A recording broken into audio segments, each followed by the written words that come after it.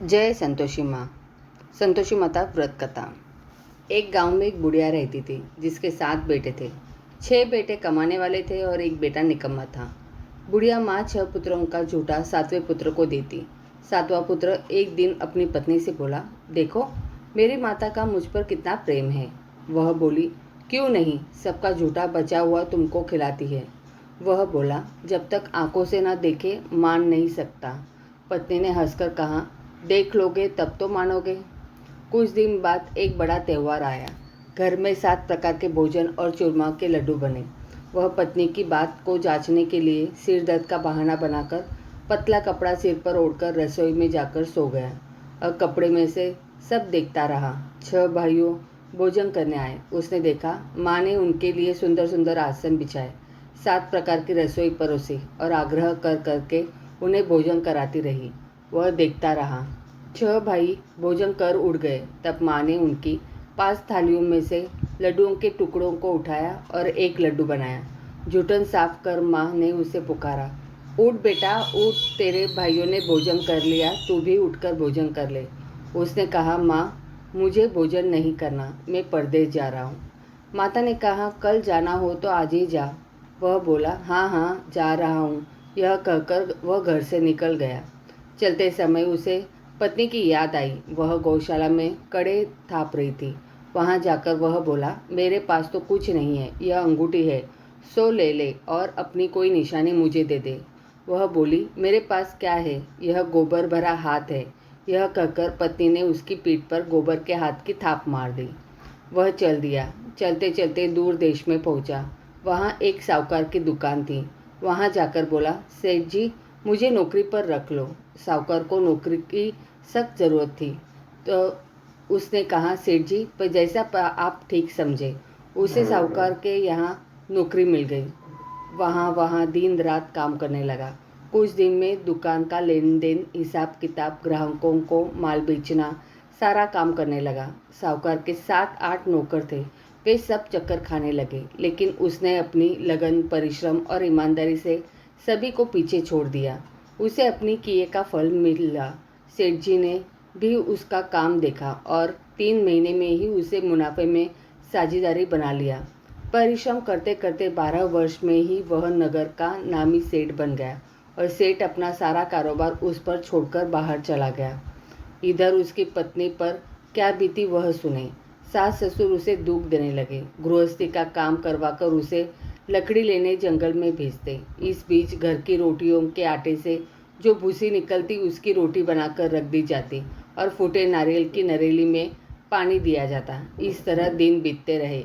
एक दिन वह जब जंगल में लकड़ी लेने जा नहीं थी, तब उसे रास्ते में बहुत सी स्त्रियां संतोषी माता का व्रत करती दिखाई दी। यह वहाँ खड़ी होकर पूछने लगी, बहनों यह तुम किस देवता का व्रत करती हो और इसके करने से क्या फल मिलता है? इस व्रत के करने की क्या विधि है? यदि तुम इसने अपने इस व्रत का विधान मुझे समझाकर कहोगी तो मैं तुम्हारा बड़ा एहसान मानूंगी। उनमें से एक स्त्री बोली, सुनो, यह संतोषी माता का व्रत है। इसके करने से निर्धनता, दरिद्रता का नाश होता है, लक्ष्मी आती है, मन की चिंताएं दूर होती है, मन को प्रसन्नता और शांति मिलती है, निपुति को पुत्र मिलता है, प्रीतम बाहर गया हो तो वह शीघ्र लौट आता है, कुंवारी कन्या को मनपसंद वर मिलता है, चलता मुकदमा खत्म हो जाता है, कलह क्लेश की निवृत्ति हो, मुख शांति होती है, घर में धन जमा हो, धन जायदाद का लाभ होता है तथा और भी मन में जो कुछ कामना हो सब संतोषी माता की कृपा से पूरी होती है, इसमें संदेह नहीं है। वह पूछने लगी, यह व्रत कैसे किया जाता है, यह भी बताओ तो बड़ी कृपा होगी। वह स्त्री कहने लगी, बिना परेशानी, श्रद्धा और प्रेम से जितना भी बन सके प्रसाद लेना, 5.25 आने तथा इससे भी ज़्यादा शक्ति और भक्ति के अनुसार गुड़ और चना ले। हर शुक्रवार को निराहार रहकर कथा कहना सुनना। इसके ओम बीज कम नहीं टूटे। लगातार नियम पालन के करना। सुनने वाला कोई न मिले तो घी का दीपक जलाकर उसके आगे जल के पात्र को रख कथा सुनना कहना, परंतु नियम न टूटे। जब तक कार्य सिद्ध न हो नियम पालन करना और कार्य सिद्धि हो जाने पर व्रत का उद्यापन करना। 3 मास में माता पूरा फल प्रदान करती है। यदि किसी के ग्रह खोटे हैं भी तो माता 1 वर्ष में अवश्य उनको अनुकूल करती है। कार्य सिद्धि होने पर ही उद्यापन करना चाहिए, बीच में नहीं। उद्यापन में 2.5 सेर आटे का खाजा तथा इसी अनुसार खीर तथा चने का साग बनाना, 8 बच्चों को भोजन कराना, जहाँ तक मिले देवर जेठ भाई बंधु कुटुंब के लड़के को लेना, न मिले तो रिश्तेदार और पड़ोसियों के लड़के को बुलाना, उन्हें भोजन कराना, यथाशक्ति दक्षिणा देना, माता का नियम पूरा करना। ध्यान रखना उस दिन घर में कोई खटाई न खाए। यह सुन वह वहाँ से चल दी। रास्ते में लकड़ी के बोझ को बेच दिया और उन पैसों में गुड़ चना ले माता के व्रत की तैयारी कर आगे चली। रास्ते में संतोषी माता के मंदिर में जा माता के चरणों में लौटने लगी, विनती करने लगी, माँ मैं दीन हूँ, निपट मूर्ख हूँ, व्रत के नियम कुछ नहीं जानती, मैं बहुत दुखी हूँ। हे माता मेरा दुख दूर कर, मैं तेरी शरण में हूँ। माता को दया आई। एक शुक्रवार बीता कि दूसरे शुक्रवार को ही उसके पति का पत्र आया और तीसरे शुक्रवार को उसका भेजा हुआ पैसा पहुंचा। यह देखकर जेठानी मुंह सिकोड़ने लगे। इतने दिनों बाद इतना पैसा आया, इसमें क्या बड़ाई है। लड़के ताने देने लगे। काकी के पास अब पत्र आने लगे, रुपया आने लगा। अब तो काकी की खातिर बढ़ेगी, अब तो काकी बुलाने से भी नहीं भूलेगी।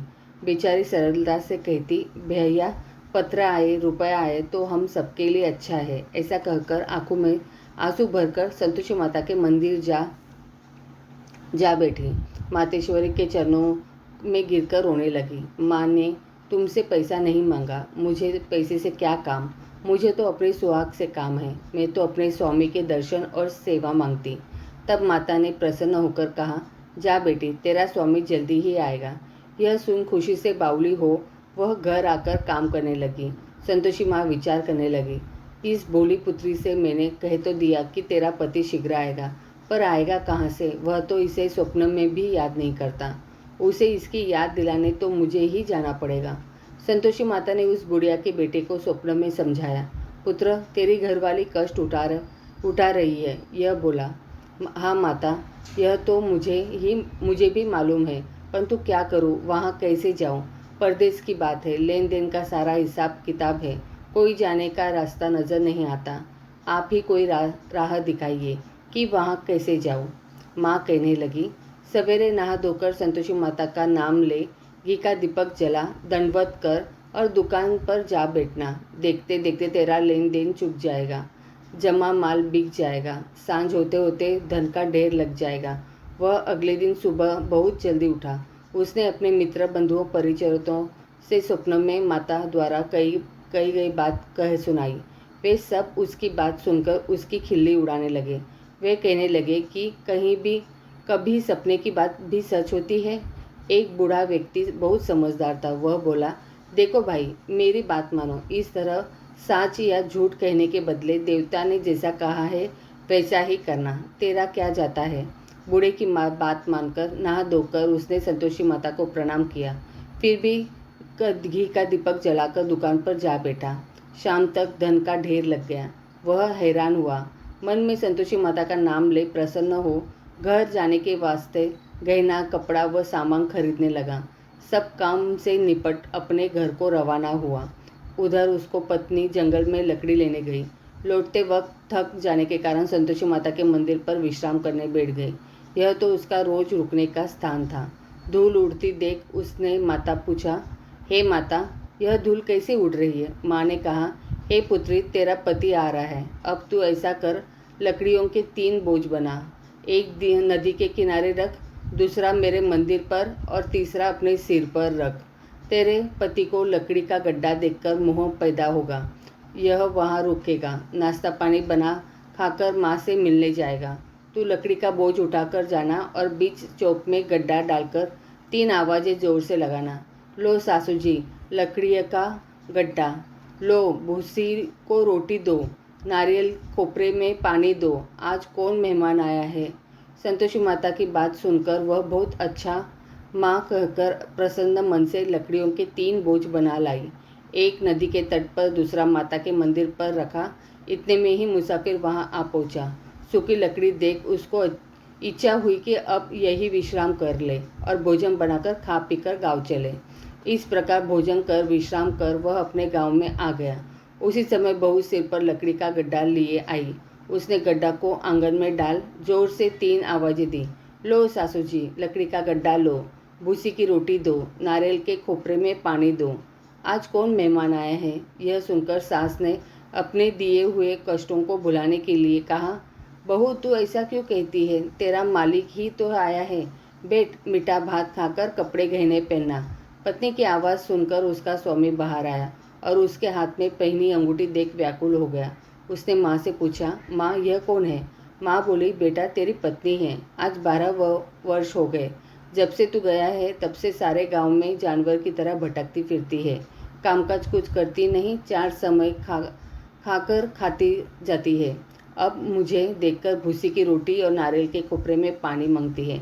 वह बोला, माँ मैंने इसे भी देखा है और तुम्हें भी। मुझे दूसरे घर की चाबी दो, मैं उसमें रहूँगा। ठीक है बेटा, जैसी तेरी मर्जी, कहकर माँ ने चाबी का गुच्छा बेटे के सामने रख दिया। उसने दूसरे घर को खोलकर सारा सामान जमाया। एक ही दिन में वहाँ राजा के महल जैसा ठाट बाट बन गया। अब क्या था, वह सुख भोगने लगी। अगला शुक्रवार उसने पति से कहा, मुझे संतोषी माता का उद्यापन करना है। पति बोला, बहुत अच्छा, खुशी से कर लो। वह उद्यापन की तैयारी करने लगी। जेठ के लड़कों को भोजन के लिए कहने गई। उन्होंने मंजूरी किया, परंतु पीछे से जेठानी ने अपने बच्चों को सिखलाया, देखो रे, भोजन के समय सब लोग खटाई मांगना, जिससे उसका उद्यापन पूरा ना हो। लड़के भोजन करने आए, खीर पेट भरकर खाई, परंतु बात याद आते ही कहने लगे, हमें कुछ खटाई खाने को दो, खीर खाना हमें भाता नहीं, देखकर अरुचि होती है। लड़के उठ खड़े हुए, बोले, पैसे लाओ। भोली बहू कुछ जानती न थी, उन्हें पैसे दे दिए। लड़कों ने बाजार जाकर उन पैसों से इमली खरीदी और खाई। यह देखकर बहू पर माताजी ने कोप किया। राजा के दूत उसके पति को पकड़कर ले गए। अब सब मालूम हो जाएगा जब जेल की रोटी खाएगा। बहू से यह वचन सहन नहीं हुए। वह संतोषी माता के मंदिर में गई और कहने लगी, माता तुमने यह क्या किया? हंसाकर क्यों रुलाने लगी? माता बोली, पुत्री तूने मेरा व्रत का भंग किया है, इतनी जल्दी सब बातें भुला दी। वह बोली, माता भूली तो नहीं हूँ, न कुछ अपराध किया है, मुझे तो लड़कों ने भूल डाला दिया, मुझे क्षमा करो माँ। माँ बोली, ऐसी भूल भी कहीं होती है? यह बोली, अब कोई भूल नहीं होगी। अब बताओ मेरे पति कैसे आएंगे? माँ बोली, पुत्री जा, तेरा पति तुझे रास्ते में ही आता मिलेगा। वह मंदिर से निकलकर बाहर आई तो रास्ते में उसे अपना पति आता हुआ मिला। उसने पूछा, कहाँ गए थे? वह बोला, इतना धन जो कमाया है उसका कर राजा ने मांगा था, वह भरने गया था। वह प्रसन्न होकर बोली, भला हुआ, अब घर चलो। फिर अगला शुक्रवार आया। वह बोली, मुझे माता का उद्यापन करना है। पति ने कहा, ठीक है करो। वह फिर जेठ के लड़कों से भोजन को कहने गई। जेठानी ने लड़कों को सिखा दिया कि तुम पहले की तरह खटाई मांगना। लड़के भोजन करने बैठे, लेकिन भोजन करने से पहले ही कहने लगे, हमें खीर पूरी नहीं भाती, जी बिगड़ता है, कुछ खटाई खाने को दो। यह बोली, खटाई खाने को नहीं मिलेगी, खाना हो तो खाओ। उनके उठकर चले जाने पर उसने ब्राह्मण के लड़के को बुलाकर भोजन करवाया। दक्षिणा की जगह उन्हें एक एक फल दिया। इससे संतोषी माता प्रसन्न हो गई। माता की कृपा से 9 माह बाद उसको चंद्रमा के समान एक सुंदर पुत्र प्राप्त हुआ। पुत्रों को लेकर वह प्रतिदिन संतोषी माता के मंदिर में जाने लगी। माँ ने सोचा कि यह रोज आती है, आज क्यों न मैं ही इसके घर चलूँ, इसका आसरा देखूँ तो सही। यह विचार कर माता ने भयानक रूप बनाया। गुड़ और चने से सना मुख, ऊपर से मूंड की समान ओठ, उस पर मक्खियाँ भिनभिना रही थी। दहलीज में पैर रखते ही उसकी सास चिल्लाई, देखो रे, कोई चुड़ैल डाकिनी चली आ रही है, लड़कों इसे भगाओ नहीं तो सबको खा जाएगी। बहू रोशनदान से देख रही थी। वही प्रसन्न हो उठी, आज मेरी माता मेरे घर आई है। यह कहकर दूध पीते बच्चे को गोद उतार दी। इस पर उसको सास को क्रोध में भरकर बोली, अरे इसे देखकर कैसे उतावली हो, जो बच्चे को पटक दिया। इतने में माँ के प्रताप से जहाँ देखो वहाँ लड़के ही लड़के नजर आने लगे। यह बोली, माँ जी मैं जिनका व्रत करती हूँ यह वही संतोषी माता है। इतना कह उसने झट से घर से सारे किवाड़ खोल दिए। सबने माता के चरण पकड़ लिए और विनती करने लगे, हे माता हम मूर्ख हैं, अज्ञानी हैं, तुम्हारे व्रत की विधि हम नहीं जानते। तुम्हारा व्रत भंग कर हमने बड़ा अपराध किया है। हे माता, आप हमारे अपराधों को क्षमा करो। इस प्रकार 12 बार कहने पर संतोषी माता प्रसन्न हुई। इसके बाद उसकी सास कहने लगी, हे संतोषी माता, अपनी बहू को जैसा फल दिया वैसा सबको देना। जो यह कथा सुने या पढ़े उसका मनोरथ पूर्ण हो। जय संतोषी माँ। जय संतोषी माँ। दोहा। बंदो संतोषी चरण, रिद्धि सिद्धि दाता, ध्यान धरती होत, नर दुख सागर से पार। भक्तों को संतोष दे संतोषी तव नाम, कृपा करहु जगदम अब आया तेरे धाम। चालीसा। जय संतोषी मात अनुपम, शांति दायिनी रूप मनोरम। सुंदर वरण चतुर्भुज रूप, वेश मनोहर ललित अनूप। श्वेतांबर रूप मनहारी, माँ तुम्हारी है छवि जग से न्यारी। दिव्य स्वरूपा आयत लोचन, दर्शन से हो संकट मोचन। जय गणेश की सुता भवानी, रिद्धि सिद्धि की पुत्री न्यानी। अगर अगोचर तुम्हारी माया, सब पर करो कृपा की छाया। नाम अनेक तुम्हारे माता, अखिल विश्व है तुमको ध्याता। तुमने रूप अनेकों धारे, को कही सके चरित्र तुम्हारे। धाम अनेक कहाँ तक कहिए, सुमिरन तप करके सुख लइए। विंध्याचल में विंध्यवासिनी, कोटेश्वर सरस्वती सुहासिनी। कलकत्ते में तू काली, दुष्ट नाशिनी महाकाराली। संबलपुर बहुचरा कहाती, भक्तजनों का दुख मिटाती। ज्वाला जी में ज्वाला देवी, पूजत नित्य भक्तजन सेवी। नगर बम्बई की महारानी, महालक्ष्मी तुम कल्याणी। मथुरा में मीनाक्षी तुम हो, सुख दुख सबकी साक्षी तुम हो। राजनगर में तुम जगदम्बे, बनी भद्रकाली तुम अम्बे। पावागढ़ में दुर्गा माता, अखिल विश्व तेरा यश गाता। काशीपुराधीश्वर माता, अन्नपूर्णा नाम सुहाता। सर्वानंद करो कल्याणी, तुम्ही शारदा अमृतवाणी। तुम्हारी महिमा जल में थल में, दुख दारिद्र्य सब मेटो पल में।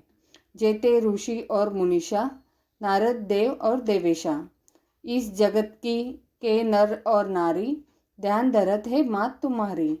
जा पर कृपा तुम्हारी होती, वह पाता भक्ति का मोती। दुख दारिद्र्य संकट मिट जाता, ध्यान तुम्हारा जो जन ध्याता।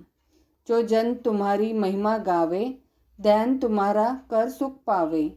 जो मन राखे शुद्ध भावना, ताकि पूर्ण करो कामना।